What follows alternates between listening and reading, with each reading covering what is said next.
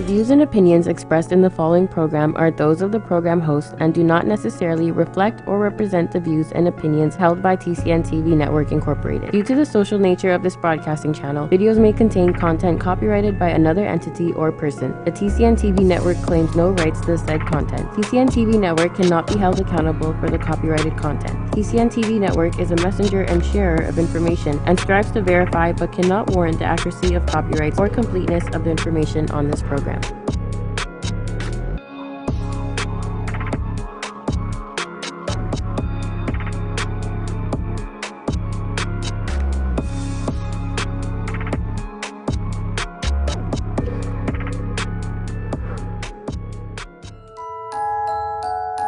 then we expand on them with very.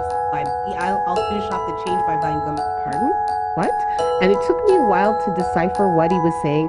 I came up with we can get better at what we're weak at, and we can even get better at what we're strong at. What makes communication healthy or effective? And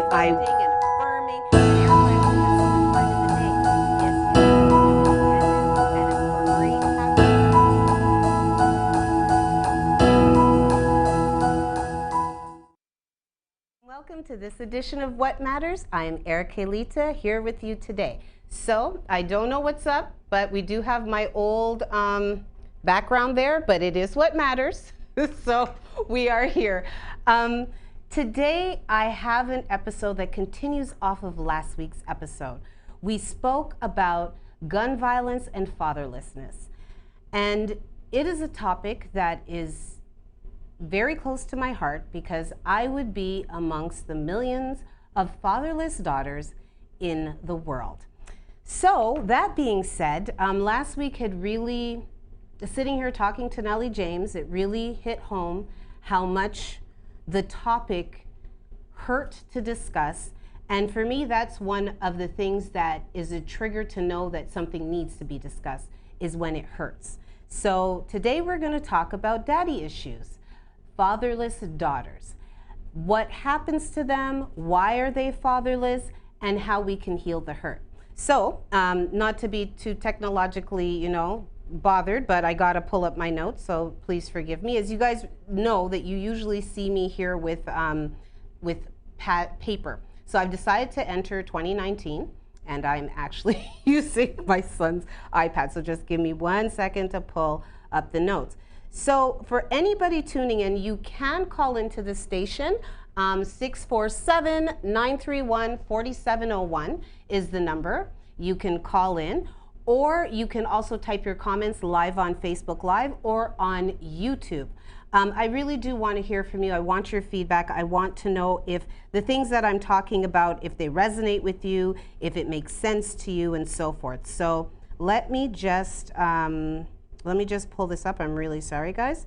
I don't mean to be so technologically, daft, but hold on. And of course, like I said, I'm using my son's tablet, so it makes it just a little bit harder. Okay, I think I have it, if it will open. Oh boy, of course. There we go, I see it now, great. Okay, so let's start at the beginning. And Dave, you told me that I can just cue you on which ones to pull up? Yes. Okay, perfect. See, we don't have any fourth wall here. We definitely have our producer right there live. So let's start at the beginning. Fatherless daughters. What are we talking about here? So a fatherless daughter is simply a girl who is raised without her father. Without her father or a father figure. Now, I use the word father, and for me, it is interchangeable with the term father figure, because what we need in our lives is a strong male role model. Ideally, that would be your biological dad. But oftentimes, due to many different circumstances, that isn't the case. But unfortunately, many of us are growing up without any kind of male role model whatsoever, be it a father, an uncle, a big brother, or anyone in the community. And so there's something called the absent father wound. What is that? That is the negative effect of growing up in a home where a father is absent physically or emotionally. Now, when I made this post about being a fatherless daughter, A few people commented that they completely understood, even though they grew up in a home with their dad. Being emotionally unavailable, being distant, not being engaged is also another form of fatherlessness. You are not trained by this person, you're not taught by this person, and that feeling of being loved by them is not there. And a lot of people have asked if that pain is not greater to actually have them in the home and not have them be active, or for them to be absent at all. I am not here to compare pain. I do believe that we all experience things differently, and I don't think that that is something that can be quantified. That, well, your father was there, so it hurts less than my father who never was. Or I knew him for a while, but then he was gone, and so that hurts less than someone who never knew. We're not here to compare pain. We always look at things from our own personal measuring sticks. So it's not our place to really judge how hard that is for someone, but whether it is unattached, unavailable, absent physically, or unwilling. A lot of us had that feeling of simple unwillingness of the father to participate in our lives. So that all leads to the absent father wound. Now, daddy issues. That's what I titled the episode, because I think that's a phrase that many of us are very familiar with. Now, daddy issues is really the slang term for the fatherless daughter syndrome, and it is a very real thing. Now, how do they define fatherless daughter syndrome? It is a disorder of the emotional system that leads to repeated dysfunctional relationships, decisions, especially in the areas of trust and self-worth. It can be a lifelong syndrome if the symptoms are not recognized or acknowledged. And this is what I'm here to do today, is to help those who may have been experiencing this all their lives recognize this and acknowledge it. That's something that I have not done or had not done for many years, saying I am perfectly okay. And then in watching the outcomes of many of my relationships and also how I view relationships, I've come to understand how much has affected me as an adult and will continue to affect me if I don't look for resolution. So that's what I'm here to do today. Now, I am not a licensed therapist, but I am someone who cares and someone who likes to open the discussion. I also do my research, so if you know more than me on the topic, I do welcome your input and your feedback, but I'm going to give you what I've managed to learn and what I know about this topic. And as I said, I've been a fatherless daughter my whole life, so this is something that I can really understand. Now, there's something that I want to address to the women out there that may feel that this does not apply to her at all. And I'm going to read you a quote. When a woman is left without her father, she has an emptiness inside. She struggles with abandonment issues, and she may even feel unloved or unwanted. Some ladies without fathers in their lives may disagree with this diagnosis and say that they feel that their father's absence has no effect or control on their lives. But even if it is subconscious, it does have an effect. And if we would be honest with ourselves, we would see that the syndrome shows its ugly head in all of our relationships. Now, one of the things that I wanted to address is that we're going to talk a lot about the typical responses to fatherlessness. And I'm sure many of you can guess what some of them are. Low self-esteem, promiscuousness comes up a lot. Then there's the flip side of that, where a defense is made. So instead of low self-esteem, the lady runs around saying she thinks the world of herself and nothing can touch her and she is the greatest. This is to hide that feeling of emptiness. In terms of promiscuity, you may have a woman who completely withdraws from relationship and does not engage in order to not be hurt.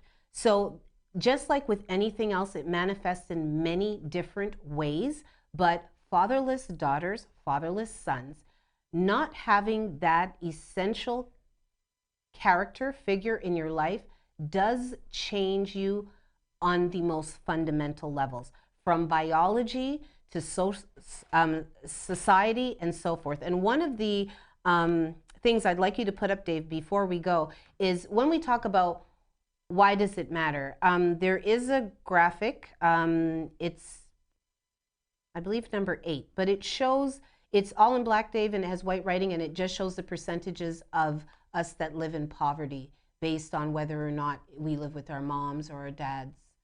Well, that one's good too. Leave that one for a second. So more than 1 in 4 children live in single parent homes. At the very top in the very light gray, you have people who are cared for by a caregiver, not by their parents. The next one, the yellow, is father only.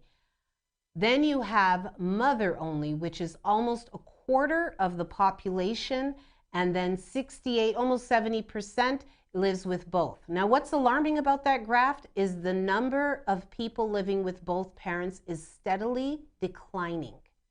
The part with the mother only is getting bigger. This is one of the fundamental problems in our society. You can link almost every problem that we have as a society on this epidemic. So when we come back, we're going to hear from a brilliant man who heads up a program in the state, slips me, but in the United States, and it's for crisis pregnancies. And he was kind enough to share some of his knowledge on a TED Talk, and we're going to share a bit of that with you when we come back from this break. Are you retiring smart? Make your home's equity work for you. With your home's equity and our 30 years of experience, the Retire Smart Properties team can help you achieve the quality of life you've always wanted. Our services are 360 degrees. We'll give you advice, take care of staging and selling, and help you find the perfect home and community to transition to. It's time to enjoy the retirement lifestyle you deserve. Visit our website today to learn how you can use your home to retire comfortably. The Retire Smart Properties team, powered by RE/MAX West. With so many newspapers within the community, it's sometimes hard to tell what separates us from the rest. Most of the time, they all brag about the same thing. You know, the large circulations, tons of online views, and it can go on and on. But what really separates the Toronto Caribbean newspaper apart from everybody else? Well, it's simple. Our service. No, seriously. Hi, I'm Grant Browning, founder and CEO of the Toronto Caribbean newspaper. I have over 20 years of branding and marketing experience, and I've worked with countless companies and corporations to do one thing, and that is to raise their profits with their brand. With over 40 years of combined experience in branding and marketing, our amazing staff is fully prepared to sit down and figure out exactly what you need to stand out from your competitors. The reason why you don't see that anymore is because the ad is too powerful, bring too much people. So what are you waiting for? Give us a call today. We'll be happy to help. Well, welcome back to this edition of What Matters. I'm Erica Lita, and today we are talking about daddy issues, the lives of fatherless daughters. What does this mean for these girls growing up? As I mentioned before the break, a fatherless daughter is exactly that, a young woman, a girl who grows up without a father or a father figure in her life. Now, ideally, it will be your dad, your biological father, living in your home with your mother, and everything would be ideal. That is not always the case. However, not being in the home does not mean that you don't have to be in her life. I found a wonderful TED Talk from a gentleman in the United States who runs a pregnancy crisis center, and we're going to hear a bit from him about this crisis, this epidemic of fatherless daughters. Dave, if you play the first clip from the TED Talk, please. You know, I was talking to some of our young ladies, and it was 4 things that they said that they wished they had. And those 4 things, when they grew up without a dad, was this. They said they wished they had protection. They said they wished they had provision. They said they wished they had presence. And they wished they had praise. Now, I want you to hear what's happening, because I've talked also to some of the guys out there, some of the pimps out there. And they said not every young lady is pimpable. But when she lacks those very things, when she lacks those things that would cause her to feel better about herself, she's more willing to do things that goes against for morals. It's unbelievably uncanny, the father rift and the father wound that is so prevalent. We're talking 24 million children right now globally in fatherless homes. So I'm asking this afternoon for you to listen to what I have to say, because this wound is deep. It's extremely deep, and it affects our whole culture. Now, hear my heart when I say this. Mothers, I'm not saying that you're not doing a great job, because you are. But there's certain things that only a father can feel. There's only certain things that a dad can bring to bear. Now, I'll be. That was Otto Kelly, and I do have 2 other clips from that TED Talk, and you can find it on my Erica Lita page. Very, very powerful. He's speaking from a place of knowing. He himself grew up without a dad, and now he mans a program for crisis pregnancies and teen girls. And so having had the opportunity to speak to them and to see what it is that they have felt they were lacking, what it is that they needed. And something that he brings up there is girls who have been exploited. Here in Toronto, we have a huge human trafficking problem. Old school term is pimping, prostitution of these young girls. And you heard him list some of the things that these women have told them that they had wished they had: provision, protection, praise. And what the predators do is they give the girl exactly those things. They fill the void, they fill the need. And this is often why fatherless daughters do have negative relationships. One, they have no one to model after. A father is the standard by which a girl will judge all men. Yes, a daughter needs a dad to be the standard against which she will judge all men. Now, not everybody has a perfect dad, and I'm sure there are many people in the audience whose fathers were present and were there, and they could say he was far from perfect. But even if he taught you what you did not want, he stood as a standard, whether it was to have at least this or to not accept this. He stood as a standard. So that is something that we find often in girls that do not have their dads, is promiscuity. They looking for love in all the wrong places, looking for that affirmation, looking for that care.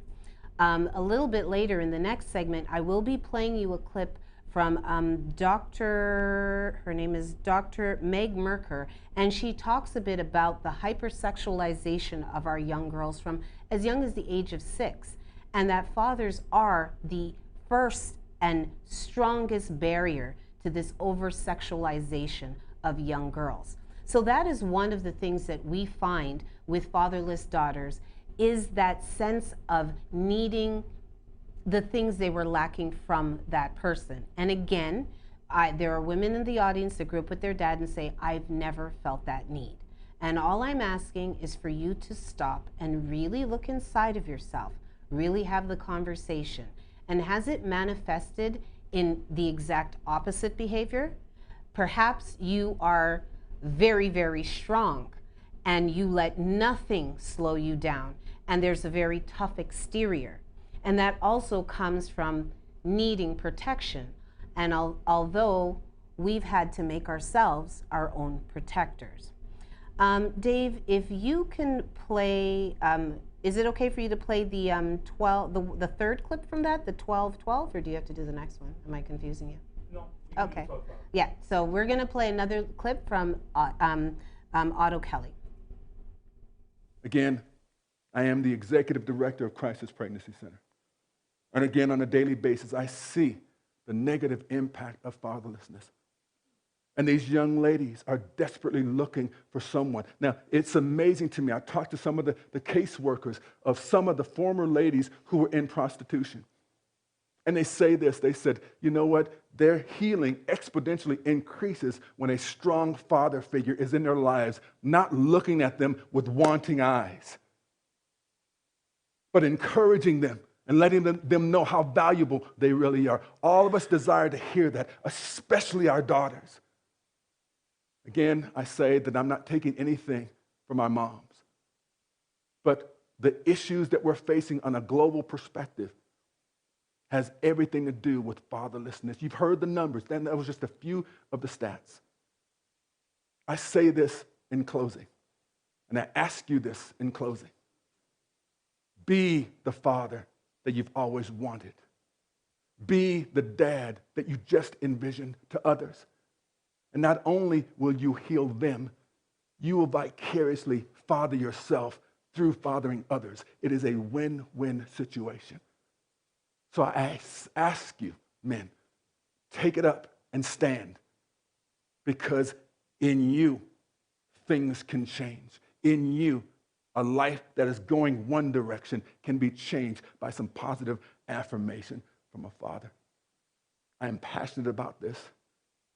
I am unbelievably focused on this because I see daily the desperate need for fathers to step up and live in the lives of those who desperately need affirmation and encouragement. Thank you very much. Have a great day. Thank you, Dave. So in that, he spoke of the changes that happen when a positive male role model enter a young woman's life, an adult woman's life. It's a really beautiful speech, and as I said, I will post it from beginning to end. It's definitely worth the watch. And one of the things he speaks of is that age is not significant. You can father someone older than yourself. You can be parented by someone younger than yourself. What it is the affirmation. It's being made to feel that you're valuable. And when that is missing at a core time, you see, it's my son's thing, so things will happen. When that is happening at a core time in your life, it changes how you perceive yourself entirely. So that idea of self-worth. Now, when you take that and you move it forward through life with these young women who've never felt validated by a male, one is it leads to extreme awkwardness when it comes to men. You simply don't know what to do with them. You don't know how to interact with them. You have no framework in which to regard them. Two is the predatory nature in which many young girls are regarded. He mentioned something there, is having a strong male role model in your life that does not look at them with wanting eyes. I can tell you that I had put out a question about a year ago to women. When was the first time that you realized that men were looking at you sexually? I had many, many answers, and one of the things that was the most interesting is how outraged the men on my social media were by these answers. They were devastated because the numbers came back in single digits, 8, 9, 6, sometimes 12. But this is when women first report realizing that men were looking at them in a sexual way. That is something that a father does. He shuts that down. Now, I'm speaking in general terms. There are exceptions to every rule, but in general, a father will be that barrier to the sexualization of his daughter by other men, a deterrent, if you will. So we are going to go to break, but as a woman that was raised fatherless, as a single mother, I can tell you I understand the defensiveness. I understand exactly what it feels like when we feel that we're being told it's our fault. We're the reasons why. And that's another reason why the message isn't going anywhere. But I'm here to let you know it is not your fault. And that is something that you have to come to understand and believe within yourself. So when we come back from this break, we're going to share a bit of what Dr. Meg Meeker had to say about this fatherlessness crisis that we have worldwide. It is not a North America thing. It is a worldwide epidemic of children being raised without father figures. We'll be right back after this break.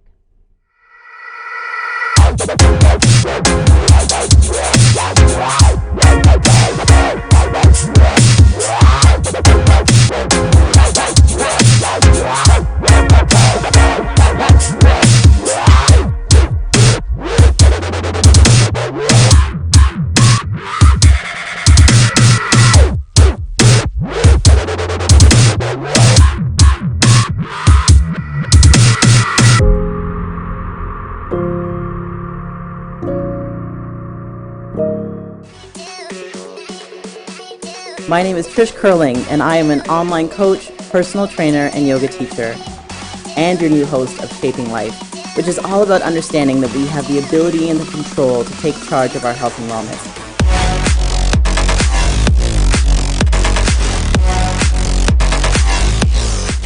But we can't do it alone, and I can't wait to sit down with the best in the industry.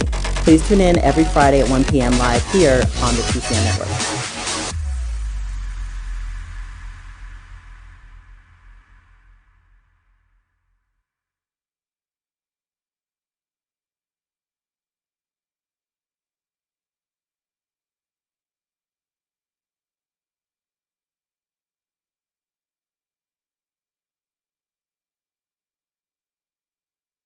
Secrets every father should know. Joining us via satellite from Grand Rapids, Michigan is Dr. Meg Meeker. I thank you for joining us, Doctor. Oh, I'm happy to be here, Raymond. I want to start with, why is a father so important to the formation of a girl? Well, for a lot of different reasons, really. I think that primarily daughters need a dad to anchor her. And it's interesting that a father anchors a daughter really from the time of infancy on up through adulthood in a very different way than a mother does. And we really haven't paid much attention to that. There is something about the masculine mystique, if you will, that we have sort of trampled on, particularly in the media over the last decade or so, that needs to be revived because girls do need it. There's a strength and authority that comes with a father that daughters really need. Do you think that? A strength and authority that comes with fathers that daughters really need. Now, as I had mentioned before the break, I am a fatherless daughter and I am a single mom. So I understand the sensitivity when we hear they need their dads and, you know, they're not the same, because it's not. When you try to carry everything on your own, and you're being told it's not enough. But that is the fact of the matter. I had mentioned that something that you'll often hear single moms say, I am your mother and I am your father. That is not possible. What they are is your only parent, the one that cares for you, but you cannot take on the role of both parents. Financially, you try to fill it. Time-wise, you tried to fill it. Emotionally, you tried to fill it, but you cannot. As a mother, you cannot teach your daughter what it is to be a man, just like you cannot teach your son, by example, what it is to be a man. You can make suggestions. You can tell them your ideals. You can tell them your ideas. But as we know, as most parents know, our children don't really listen to what we say. They watch what we do. And so when that presence is absent, they cannot watch what they do. So I have heard different arguments over time, and I look back on how defensive I have been and how hurt I have been and how angry certain comments have made me. But stepping back and really looking at what is happening, how we cope, the mechanisms that we use to get past it, it is an essential part of our lives. And an analogy I like to use is this, for everybody out there going, well, it can't be essential because I've done it and you're here and everybody's here. You can run a race with one leg. You can. You can run a race with one leg. But isn't it better to run it with two? It's not that it's impossible. It just makes it a lot more difficult. So a little bit more now from Meg Meeker, and she talks about something that a lot of the men that I have interacted with on social media talk about. The negative message that has been put out about men over the last few decades. There has been a change. There has been a tide that's turned. And something I've noticed myself a few years ago was how on American sitcoms, the father is always an idiot. He's always, you know, a buffoon, not too bright, usually overweight, easily duped. The days of the father as a strong character in shows seems to have only been in the 60s and 70s, but in the 80s and 90s we had some great shows too. But as we've progressed over the last few decades, you're seeing a more Homer Simpson type father being portrayed across all platforms. So Dr. Meeker talks a bit about this in this next clip. You think that's part of the problem here, the media impact and feminism over the last couple of decades, 4 decades or so, pounding this message in that men weren't important, you're being a patriarch, you're being authoritarian. Hasn't that made a lot of men sort of push back from the table? Oh, absolutely. I've seen it, you know, going to an all-women's college in the 1970s, sort of being right in the middle of the sexual revolution and the feminist movement. We really saw men become marginalized, good men become marginalized. Men are the butt of many jokes in greeting cards. Look at advertising industries, sitcoms, movies. Men have, particularly fathers, are viewed very much as idiots, and from where I sit in helping a lot of girls and boys as well, this is devastating because they need strong fathers terribly. And I think that particularly women in homes, the mothers also have pushed men to the side, whether they realize it or not, saying, I know how to do this better, get away while I parent and raise the kids, we don't really need you. Terrible message for dads. Yeah, and men are... I would really love your feedback on that clip. What you thought of it. And I heard it and it rang very true to me. The fact that to every action there is a reaction. And with the best movements, with the best of intentions, we often do get negative fallout. And that pushing to the side of fathers, that discounting of fathers, is something I have seen in mainstream television. However, growing up with my mom, what is interesting is that my mother actually she revered her father. My grandfather was very, very loved by all 6 of his daughters. She never spoke against men and relationships and marriage, but again, we learn by what we see.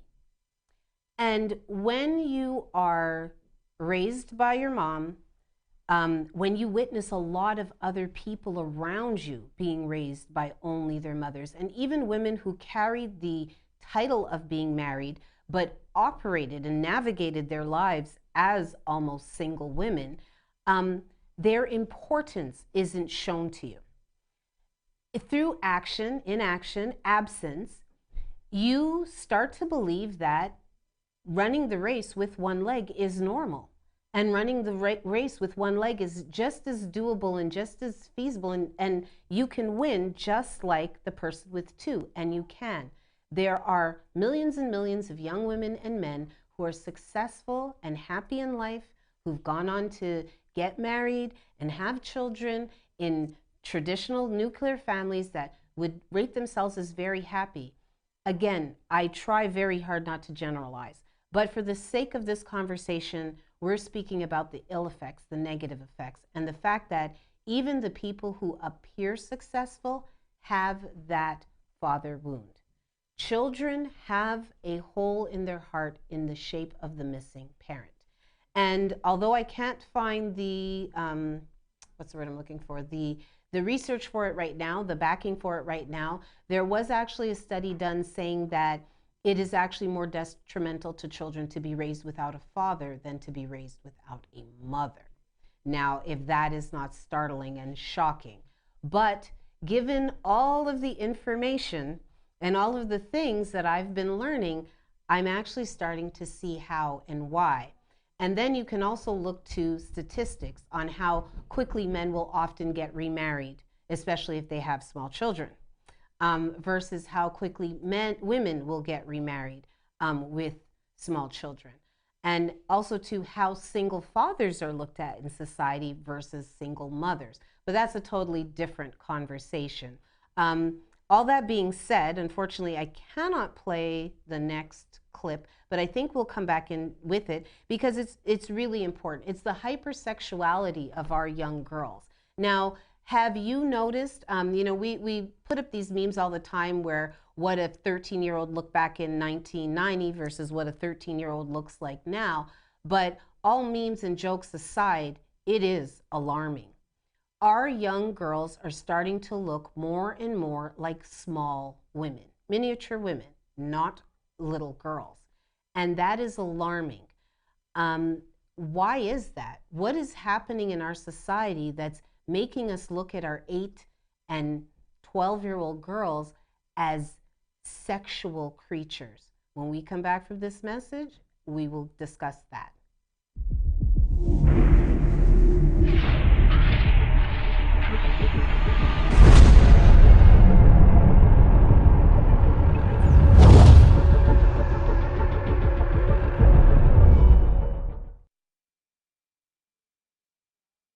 World-famous spiritual astrologer and psychic Pandit Sai is born to serve people. He's an expert on palmistry and horoscope. He can handle all problems and give Vedic solutions for business, job, love, marriage, husband and wife problems, children, personal, and many others, including depression. He also performs pujas to clear all sorts of obstacles. Call Pandit Sai and see changes in your life now. 647-766-1419. Located at 2895 Derry Road, East Mississauga, Airport Road and Derry. It's enormous, and I think that it's getting worse as every year goes by. My particular concern, Raymond, is the hypersexualization of young girls. Really, and this starts from about age 6 on. If you look at the clothing that the girls wear from the time they're 6, 7, 8 years old on, clothing manufacturers are marketing smaller and smaller sexy clothes to girls. Movies in particular, magazines, and so on and so forth are really telling our girls over and over during the day that you aren't really anybody unless you're sexually charged, extremely attractive to a boy, let's face it, that's what they are, and that sex should be a part of a big part of your life, and it should be in the front of your brain all the time. I'm very, very concerned about that, particularly because in the past 20 years, we've seen an explosion of emotional difficulties and disturbances related to sexual activity amongst girls, and as well as sexually transmitted infections. So yeah. I'm very, very concerned about that. You know, I kind of, when I was reading your book, An explosion. So you have the media pushing this, you have society pushing this, girls are at a younger and younger age putting themselves up against all of these images that they see. Now, when I was a young girl growing up, it was magazines. We went to the library and we got out, what was it, Cosmo Junior or Young Cosmo, and there were other different magazines.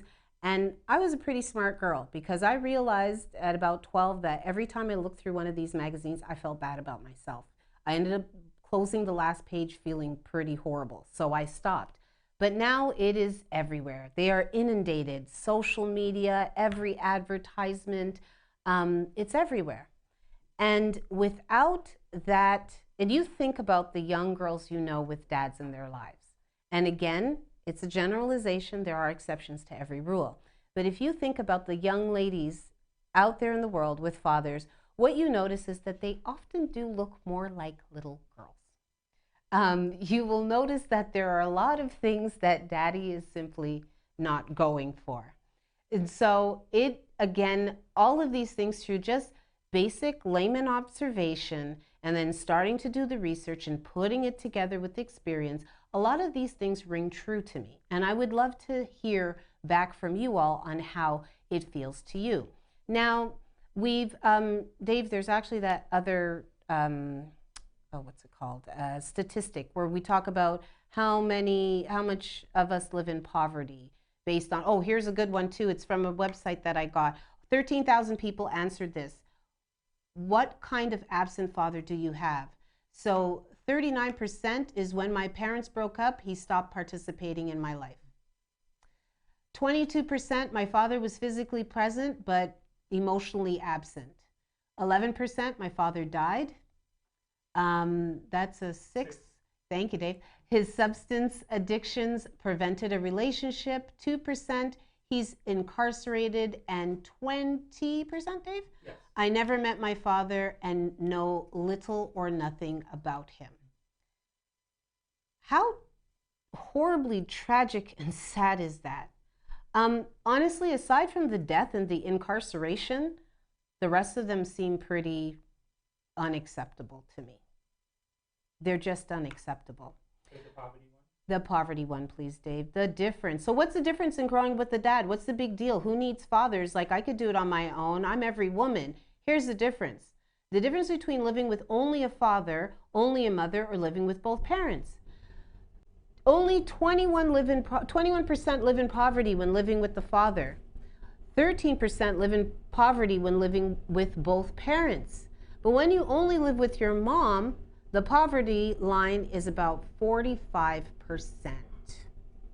So when it's a mother-headed family, often they are poorer than everybody else. So, and the logic, it's very simple. It's not hard to figure out why. 2 parents, 2 incomes. Potentially, it's still 1 income, but somebody is in the home caring for the children, which makes a tremendous difference. Women earn less on the dollar than men do.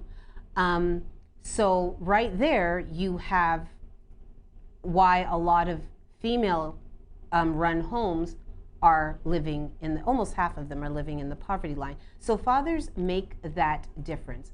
Fathers make all the difference to their children, be them male or female. And because of different psychological factors, different modeling tendencies, there are different effects, but many of the effects are the same. So what do we do? How do we fix this? Now, obviously, modeling better families going forward is absolutely the way to go. The family is the foundation of our society. That is the smallest building block of what makes humanity human. It's the family. And when you destroy that essential building block, it's like cells, right? Your most basic DNA. When you destroy that, everything else falls apart. So obviously going forward, we want to model the very best families that we can. And all families look different. I understand that not all families is mommy and daddy and 1 or 2.5 children. I never knew how they got the 0.5. I always thought that was weird. But we need to have better standards for our children growing up. As they get older, we need to make better standards. We need to accept our own situations and have them understand through being very transparent that how we live is not ideal. And explain to them why you want something different for them and why it matters. Just quoting religious beliefs or just quoting "'cause I said so" will not do it. Explain to them what is the probabilities for their children going forward if this building block of our society is not changed. However, we have the people who are already here, the millions and millions of fatherless children that already exist, be them 2 or be them 62. We're out here. So what do we do with them? The older ones, we have to seek help. We have to look inside of ourselves, get the therapy that we need, join the groups that we need to, seek the information. For the younger ones, we need to form the village. One of my mandates, one of the things that has become a new objective, I always have quite a few of them, I want to raise the power of the village. I would like to see single mothers be single only in marital status, but not in the ways that they raise their children. We need to surround our single parents, mothers and fathers, but in this episode I'm speaking of mothers. We need to raise the village.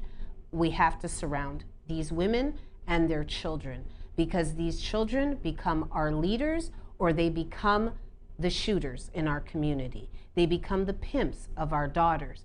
We have to catch them before everything goes wrong. And in that video, which I will share with you on my page, he also speaks a bit about, Otto also speaks about that movie, that wonderful movie, Boys in the Hood, where the father speaks on the children's future, and he says, you see them, they don't have a father, and you're gonna see where they end up. And so said, so done.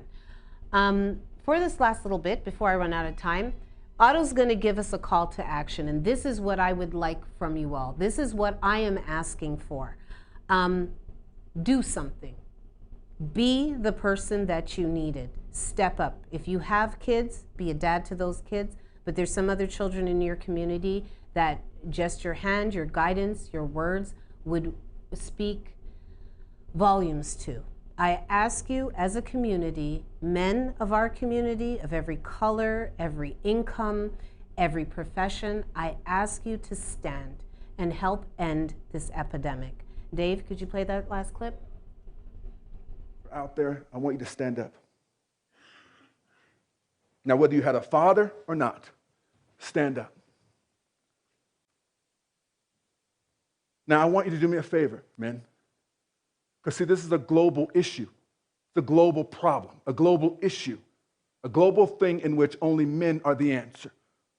Like I said before, our daughters, they need us. Our families, they need us. They need us. And so I'm going to ask something great of you, men. Now, I want you each to close your eyes.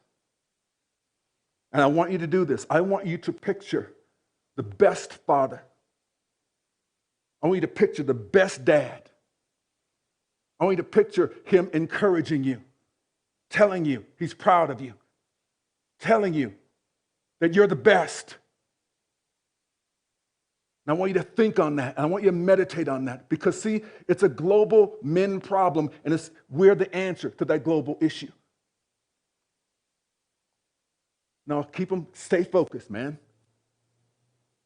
Now, this is what I challenge you and I need for you to do. Go and be that very thing that you've just envisioned to those around you. Because it will change the trajectory of their lives. All you need to do is be compassionate. All you need to do is be willing to step outside of your comfort zone, and you can change the lives of many. To this very day, I have young men and older men calling me saying, thank you very much for intervening in my life when I needed to hear some positive enforcement, some positive confirmation. You may be seated.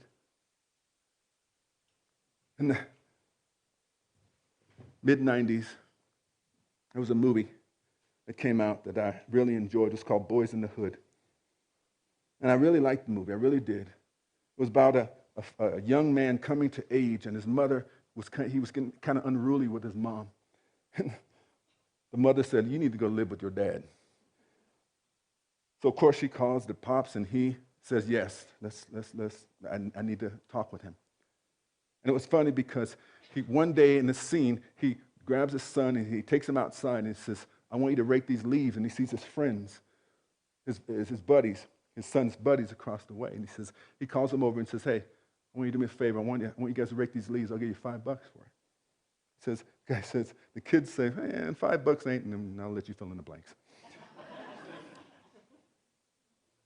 And he said, they leave, and he looks at his son. He says, son, I know that you think I'm being hard on you, but I'm trying to teach you responsibility. You see those guys over there? They don't have a father. And you're going to see how they end up.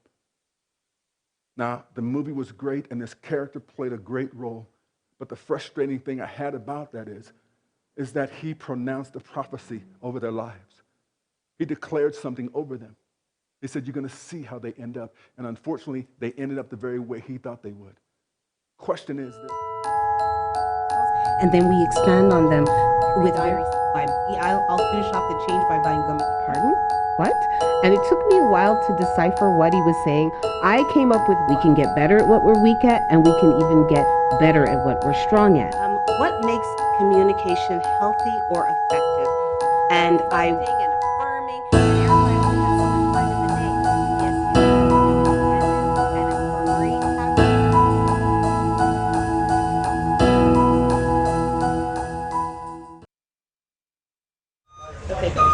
Yo, this is Conscience, and you're watching my TCN TV network.